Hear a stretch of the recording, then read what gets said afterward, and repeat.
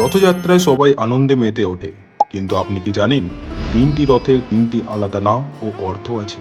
নন্দীঘোষ, তালধ্বজ ও দর্পদলন। নন্দীঘোষ ভগবান জগন্নাথের ১৬ চাকার রথ, জ্ঞানের প্রতীক এবং ভক্তি আর সত্তা। তালধ্বজ বলরামের ১৪ চাকার রথ, শক্তি, সাহস ও রক্ষার প্রতীক। দর্পদলন সুভদ্রা দেবীর ১২ চাকার রথ, শান্তি ও অহংকার বিনাশের প্রতীক। এই তিন রথে লুকিয়ে আছে জীবনের তিন মূল শক্তি। প্রতি বছর পুরী সহ দেশের বিভিন্ন জায়গায় বড় উৎসবের সাথে পালিত হয় রথযাত্রা।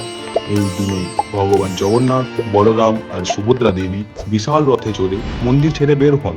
তারা যান মাসির বাড়ি, গুন্ডিচা মন্দির। হাজার হাজার ভক্ত রথে দড়ি টানেন, কারণ বিশ্বাস করা হয় এতে পাপ দূর হয় ও ভাগ্য খুলে যায়।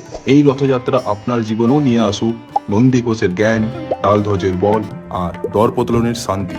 আপনাকে ও আপনার পরিবারকে জানাই রথযাত্রার অন্তর থেকে শুভেচ্ছা। চলুন সকলে বলি জয় জগন্নাথ।